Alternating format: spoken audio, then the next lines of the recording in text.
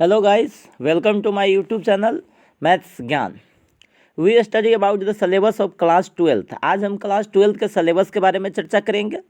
जैसा कि आपको स्क्रीन पर नज़र आ रहा होगा कि आज हम लोग पूरा होल सिलेबस ऑफ क्लास 12 मतलब क्लास 12 के पूरे सिलेबस के बारे में हम लोग चर्चा करेंगे। तो क्लास 12 के सिलेबस के बारे में आपको जानकारी यहाँ पे मिलेगा। इस क्लास में आपको पूरे क्लास 12 के सिलेबस के बारे में जानकारी मिलेगा और क्लास 12 में क्या टॉपिक हम लोग को कौन कौन टॉपिक पढ़ना है और किस टॉपिक से कितना मार्क्स का पूछा जाएगा और वह टॉपिक हम लोग कितना दिन में कवर करेंगे, मतलब कितने सेशन में हम लोग कवर करेंगे, उन सारी बातों का जानकारी आपको आज की क्लास में मिलेगा। तो जानकारी के लिए आप मेरे वीडियो के लास्ट तक बने रहिए। आइए हम लोग स्टार्ट करें। इससे पहले अगर आप मेरे चैनल को अभी तक सब्सक्राइब नहीं किए हुए हैं तो रेड कलर को बटन को दबाकर सब्सक्राइब कर दीजिए और अपने दोस्तों में शेयर कीजिए। अगर आपको सेशन अच्छा लगे तो इसको लाइक कीजिए, कमेंट कीजिए। चलिए हम लोग आइए सेशन की तरफ हम लोग चलते हैं। तो आज का टॉपिक है मेरे पास होल सिलेबस ऑफ 12। जैसा कि आपको नज़र आ रहा होगा क्या है होल सिलेबस ऑफ 12, मतलब क्लास 12 के सिलेबस के बारे में हमको पता करना है। तो 12 के क्लास में सबसे पहला जो टॉपिक हम लोगों को पढ़ना है, जिस टॉपिक का नाम हो जाता है रिलेशन एंड फंक्शन। सबसे पहला टॉपिक क्या है? Relation and function. क्या है? Relation and function. और यह रिलेशन फंक्शन आपको कितना मार्क्स का पूछेगा? तो यह आपको पूछेगा 10 से 15 मार्क्स तक। कितना मार्क्स तक पूछेगा? 10 से 15 मार्क्स तक पूछेगा। ठीक है। और इस टॉपिक को हम लोग 30 दिन के अंदर 30 दिन तक लगभग हम लोग पढ़ेंगे। 30 दिन के अंदर में हम इस टॉपिक को क्या करेंगे? कवर करेंगे। तो इस टॉपिक में किस किस टॉपिक को हमको पढ़ना है, इस टॉपिक के अंतर्गत कौन कौन टॉपिक आता है जिसके बारे में समझ लीजिए। सबसे पहला टॉपिक इसमें आता है, सबसे पहला टॉपिक आता है रिलेशन। सबसे पहला टॉपिक क्या आता है? रिलेशन। दूसरा टॉपिक आपको क्या आएगा? फंक्शन। और तीसरा टॉपिक आपको क्या आएगा? Binary operation. पहला रिलेशन हो गया, दूसरा फंक्शन हो गया, तीसरा क्या हो गया? Binary operation. ये तीनों टॉपिक से आपको एग्जाम में बहुत ही कम मार्क्स का क्वेश्चन देखने को मिलेगा। लेकिन यह जो चौथा टॉपिक है, यह चौथा टॉपिक आपको बहुत ही इंपॉर्टेंट है, जिसका नाम होता है कहते हैं इन्वर्स ट्रिगोनोमेट्रिक फंक्शन। इसका इंपॉर्टेंस इतना ज़्यादा है कि आपको कोई ऐसा चैप्टर नहीं होगा जिसमें इन्वर्स ट्रिगोनोमेट्रिक फंक्शन का, इन्वर्स ट्रिगोनोमेट्री का फॉर्मूला आपको प्रयोग नहीं हो, यूज नहीं हो। तो इन्वर्स ट्रिगोनोमेट्री आपको बहुत ही बढ़िया ढंग से पढ़ना पड़ेगा, बहुत ही बेहतरीन ढंग से पढ़ना पड़ेगा, तभी आपको पूरे 12th का मैथ आपको समझ में आएगा। पूरे 12th के मैथ में आपको लगेगा कि हम पढ़े हुए हैं कुछ। ठीक है। तो इन्वर्स ट्रिगोनोमेट्री को आप बढ़िया से पढ़ने के लिए इसका अलग से क्लास कीजिएगा। ठीक है। इसका अलग से क्लास का वीडियो हम लोग आपको अपलोड करेंगे। ठीक है। उसके लिए आप लोग चिंता करने का ज़रूरत नहीं है। तो देखिए समझिए इन्वर्स ट्रिगोनोमेट्री का इंपॉर्टेंस क्यों ज़्यादा हो जाता है। जैसे कि सभी आपको हम थोड़ा सा देर आगे बताएंगे कि कैलकुलस, हम लोग कैलकुलस एगो टॉपिक है जिसका नाम हो गया कथी? कैलकुलस। ठीक है। तो कैलकुलस जो टॉपिक होता है वह टॉपिक आपको लगभग 60 मार्क्स तक पूछा जाता है। ठीक है। और कैलकुलस में आपको सबसे ज़्यादा जो यूज होने वाला जो टॉपिक है जो क्या है? Inverse trigonometry. क्या है? Inverse trigonometry. इसीलिए इन्वर्स ट्रिगोनोमेट्री का आपका सबसे ज़्यादा इंपॉर्टेंस हो जाता है। ठीक है। तो इन्वर्स ट्रिगोनोमेट्री का मार्क्स के व्यू से ऐसा नहीं समझिएगा कि यह बहुत कम मार्क्स तक का है और इतना पढ़ना है, उस मार्क्स के व्यू से आप छोड़ दीजिए, यह यूज बहुत होता है। तो आइए फिर भी हम लोग चर्चा कर लेते हैं कि इन्वर्स ट्रिगोनोमेट्री फंक्शन कितना मार्क्स तक लगभग पूछा जाता है। तो यह आपको 6 से 10 मार्क्स तक पूछेगा। कितना मार्क्स तक पूछेगा? 6 से 10 या 12 मार्क्स तक पूछा जाएगा, जिसको हम लोग 15 डेज में कवर करेंगे। ठीक। तो यह पहला टॉपिक के बारे में हम लोग चर्चा किए हैं। आइए फिर हम लोग दूसरा टॉपिक में चलते हैं। दूसरा टॉपिक आपको नज़र आ रहा होगा। दूसरा टॉपिक क्या है? आपको अलजेब्रा। क्या है? अलजेब्रा। अलजेब्रा आपको पूछा जाएगा, आपको 13 से 20 मार्क्स तक पूछा जाएगा, जिसको हम लोग पढ़ेंगे 30 दिन में। कितना दिन में पढ़ेंगे? 30 दिन के अंदर में हम लोग अलजेब्रा को कवर कर लेंगे। और अलजेब्रा में आपको 2 टॉपिक पढ़ना पड़ता है। पहला है मैट्रिक्स, दूसरा कथी है? डिटर्मिनेंट। चलिए फिर हम लोग देखेंगे तीसरा जो सबसे इम्पोर्टेंट टॉपिक होता है जिसका नाम है क्या? कैलकुलस। जिसका नाम क्या है? कैलकुलस। कैलकुलस आपको 44 से 65 मार्क्स, मतलब लगभग 50-60 मार्क्स तक पूछा जाता है। कैलकुलस आपको 44 से 65 मार्क्स तक पूछा जाएगा, जिसको हम लोग 150 दिन के अंदर में कवर करेंगे। जिसको कितना दिन में कवर करेंगे? 150 दिन के अंदर में कवर करेंगे। तो आइए हम लोग चर्चा कर लेते हैं कि कैलकुलस में कौन कौन टॉपिक पढ़ना है, किस किस टॉपिक से कितना मार्क्स तक लगभग पूछा जाता है जिसके बारे में। तो देखिए कैलकुलस में सबसे पहला टॉपिक आपका क्या हो जाता है, कंटिन्यूटी। क्या हो जाता है, कंटिन्यूटी। और दूसरा टॉपिक क्या हो जाता है, डिफरेंशिएबिलिटी। एग्जाम में इस दोनों टॉपिक से आपको बहुत ही कम क्वेश्चन देखने को मिलेगा, ठीक है।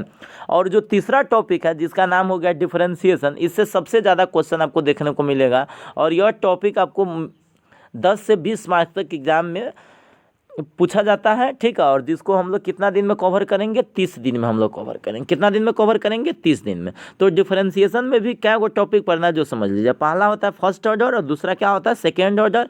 आपको ज़्यादा क्वेश्चन आपको किससे देखने को मिलेगा, तो ज़्यादा क्वेश्चन आपको फर्स्ट ऑर्डर डेरिवेटिव से देखने को मिलेगा, ठीक। चलिए इसी में जैसे अभी हम लोग क्या पढ़े हैं कि तीसरा में देखिए पहला टॉपिक, दूसरा टॉपिक, तीसरा और चौथा टॉपिक में आएंगे। कौन टॉपिक में आएंगे, चौथा। तो चौथा टॉपिक जैसा कि हम लोग देख रहे हैं, चौथा टॉपिक में आपको एप्लीकेशन ऑफ डेरिवेटिव पढ़ना है। क्या पढ़ना है, एप्लीकेशन ऑफ डेरिवेटिव। चौथा टॉपिक में आपको क्या पढ़ना है, एप्लीकेशन ऑफ डेरिवेटिव, ठीक। तो एप्लीकेशन ऑफ डेरिवेटिव के अंतर्गत कौन कौन टॉपिक पढ़ना है, क्या क्या टॉपिक हम लोग को पढ़ना है। चलिए आइए हम लोग नेक्स्ट पेज पर चलते हैं। देखिए सबसे पहला टॉपिक हम लोग को पढ़ना है जिसका नाम हो गया क्या चाहिए, रिलेशन एंड फंक्शन। सबसे पहला टॉपिक क्या है, रेट ऑफ चेंज। क्या है, रेट ऑफ चेंज। सबसे पहला टॉपिक क्या है, रेट ऑफ चेंज। दूसरा टॉपिक हम लोग क्या पढ़ेंगे, इंक्रीजिंग एंड डिक्रीजिंग। क्या है, इंक्रीजिंग एंड डिक्रीजिंग फंक्शंस। फिर तीसरा टॉपिक हम लोग पढ़ेंगे जिसका नाम हो जाएगा टेंजेंट एंड नॉर्मल। क्या हो जाएगा, टेंजेंट नॉर्मल। और चौथा टॉपिक हम लोग पढ़ेंगे अप्रोक्सीमेशन। पांचवा टॉपिक क्या पढ़ेंगे, मैक्सिमम मिनिमा। और छठा जो टॉपिक हम लोग पढ़ेंगे जिसका नाम हो गया रोल्स थ्योरम। और सातवां जो टॉपिक होगा जिसका नाम होगा कहते हैं मीन वैल्यू थ्योरम। और मीन वैल्यू थ्योरम को ही एक और नाम होता है जिसका नाम होता है लैग्रांजेस मीन वैल्यू थ्योरम। क्या होता है, लैग्रांजेस मीन वैल्यू थ्योरम। देखिए क्या होता है कि एप्लीकेशन ऑफ डेरिवेटिव से आपको एग्जाम में बहुत ही कम क्वेश्चन देखने को मिलेगा, लेकिन यह बहुत ही इंपॉर्टेंट होता है क्योंकि यह डेरिवेटिव का एप्लीकेशन होता है। एप्लीकेशन का मतलब होता है प्रयोग, मतलब उसका यूज़ हम कहाँ कहाँ करते हैं। कोई भी चीज़ हम लोग पढ़ लेते हैं ना, तो उसका हम लोग प्रयोग कहाँ करते हैं, उसका यूज़ कहाँ करते हैं, जो हम लोग को एप्लीकेशन ऑफ डेरिवेटिव चैप्टर में बताया गया है। तो एप्लीकेशन ऑफ डेरिवेटिव चैप्टर हम लोग को पढ़ना बहुत ही इंपॉर्टेंट है। इस टॉपिक के बारे में भी हम लोग चर्चा करेंगे। चलिए हम लोग पहले सिलेबस के बारे में चर्चा कर लेते हैं। तो अभी हम लोग चौथा टॉपिक पढ़ रहे थे। अब पांचवा टॉपिक है कैलकुलस का, जो पांचवा टॉपिक है जिसका नाम हो जाएगा इंटीग्रेशन। क्या हो जाएगा, इंटीग्रेशन। इंटीग्रेशन आपको एग्जाम में 20 से 30 नंबर तक देखने को मिलेगा। कितना नंबर तक, 20 से 30 नंबर तक देखने को मिलेगा, जो आपको हम लोग कितना दिन में कवर कराएंगे, 50 दिन में कवर कराएंगे। 50 डेज में हम लोग इसको कवर कराएंगे। आइए इंटीग्रेशन में भी क्या क्या टॉपिक पढ़ना है जो समझ लेते हैं। देखिए इंटीग्रेशन में आपको पहला जो इंटीग्रेशन होता है, इंटीग्रेशन 2 टाइप का होता है। पहला का नाम होता है इनडिफिनिट इंटीग्रेशन। क्या बोलिएगा, इनडिफिनिट इंटीग्रेशन, ठीक है। इनडिफिनिट होता है। और दूसरा जो होता है ना, डिफिनिट होता है ना। दूसरा जो इंटीग्रेशन होता है जिसका नाम हो जाता है डिफिनिट। पहला क्या होता है, इनडिफिनिट इंटीग्रेशन। दूसरा क्या होता है, डिफिनिट इंटीग्रेशन। इस दोनों टॉपिक से आपको क्वेश्चन पूछा जाता है। तो आइए हम लोग देख लेते हैं। सबसे पहला टॉपिक क्या है, सबसे पहला टॉपिक है इनडिफिनिट इंटीग्रेशन। और इनडिफिनिट इंटीग्रेशन के ही अंतर्गत कुछ आता है, उसको हम लोग चर्चा कर लेते हैं।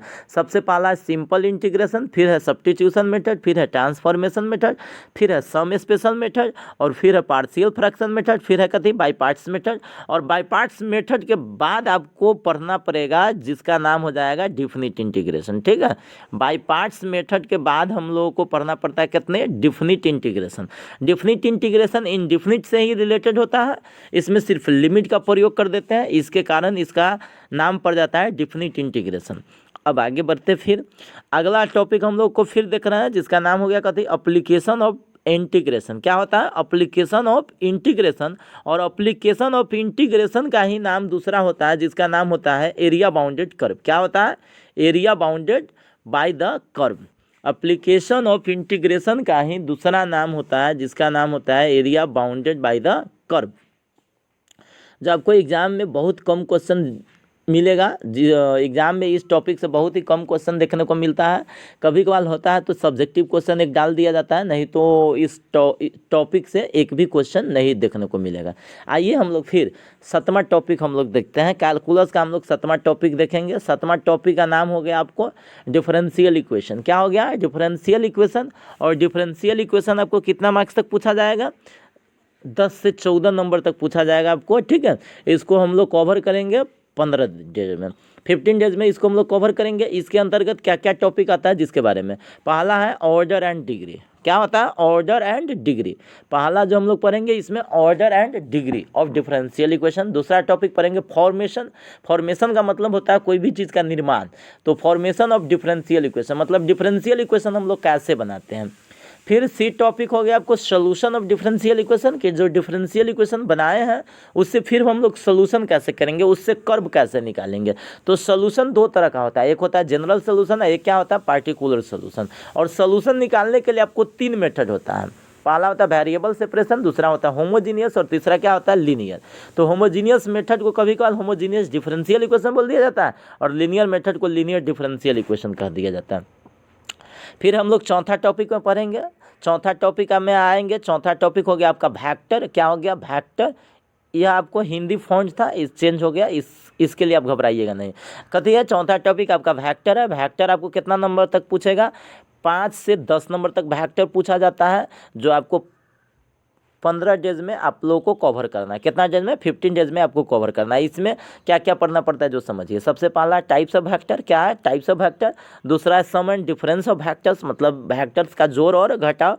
तीसरा है डॉट प्रोडक्ट। देखिए इसमें सी टॉपिक में होना चाहिए प्रोडक्ट। क्या होना चाहिए? प्रोडक्ट। Product of vectors. क्या हो गया? प्रोडक्ट्स ऑफ वेक्टर, है ना, प्रोडक्ट्स ऑफ वेक्टर्स। तो वेक्टर का प्रोडक्ट 2 टाइप का होता है, एक होता है डॉट प्रोडक्ट, एक क्या होता है डॉट प्रोडक्ट, और दूसरा जो आपका होता है दूसरा जिसका नाम होता है क्या चीज़? Cross product. क्या होता है? Cross product of vectors. तो वेक्टर में आप लोग देख लिए, सबसे पहला हम लोग को टाइप्स ऑफ वेक्टर पढ़ना है, दूसरा में हम लोग को पढ़ना है उसका सम एंड डिफरेंस, और तीसरा में आप लोगों को पढ़ना है मल्टीप्लिकेशन। मल्टीप्लिकेशन में 2 टाइप पढ़ना है, एक डॉट प्रोडक्ट है, एक क्या पढ़ना है? Cross product. इसके बाद हम लोग 5 नंबर टॉपिक में आएंगे जिसका नाम हो जाएगा 3D वेक्टर। क्या हो गया? 3D vector. तो 3D वेक्टर होता है, 3D होता है, 3D को हम लोग फुल फॉर्म में लिखते हैं 3 डायमेंशनल ज्योमेट्री। क्या लिखते हैं? 3 डायमेंशनल ज्योमेट्री, जो आपको 10 से 15 मार्क्स तक देखने को मिलेगा। या आपको 15 डेज में कवर करना है। कितना डेज में? 15 डेज में इसको कवर करना है, 15 दिन में इसको कवर करेंगे। इसमें आपको 2 टॉपिक पढ़ने को मिलेगा, एक स्ट्रेट लाइन, दूसरा टॉपिक है कहते हैं प्लेन। फिर अगला टॉपिक में हम लोग चर्चा करेंगे। अगला टॉपिक आप लोग देख रहे हैं लीनियर प्रोग्रामिंग प्रॉब्लम। क्या है? Linear programming problem. इसको हम लोग शॉर्टकट में बोलेंगे LPP। L से लीनियर, P से हो गया प्रोग्रामिंग और P से हो गया प्रॉब्लम। इसी का एक और नाम हम लोग बोल सकते हैं ग्राफ। क्या बोल सकते हैं? ग्राफ्स, है ना। तो ग्राफ आप जैसे 10th में पढ़े होइएगा उसी तरह से आपको 12th में भी एक चैप्टर है जिसका नाम है लीनियर प्रोग्रामिंग प्रॉब्लम, और उसी को हम लोग ग्राफ्स बोलते हैं। ग्राफ्स आपको एग्जाम में 5 से 8 मार्क्स तक देखने को मिलेगा। इसको हम लोग 5 डेज में कवर करेंगे। कितना डेज में कवर करेंगे? 5 डेज में।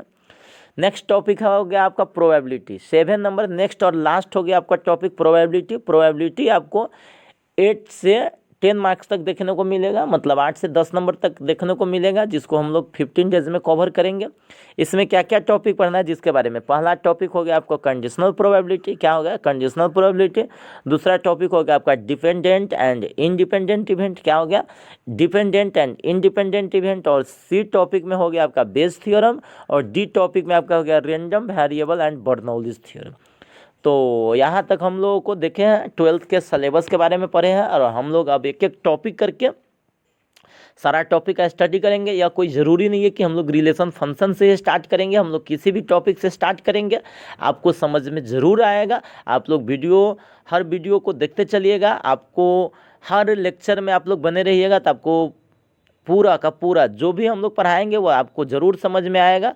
तो आज का वीडियो देखने के लिए बहुत बहुत धन्यवाद। अगर यह वीडियो आपको अच्छा लगा है तो अपने दोस्तों में शेयर कीजिए, इसको लाइक कीजिए, और अभी तक मेरे चैनल को सब्सक्राइब नहीं किए हुए हैं तो सब्सक्राइब ज़रूर कर लीजिएगा।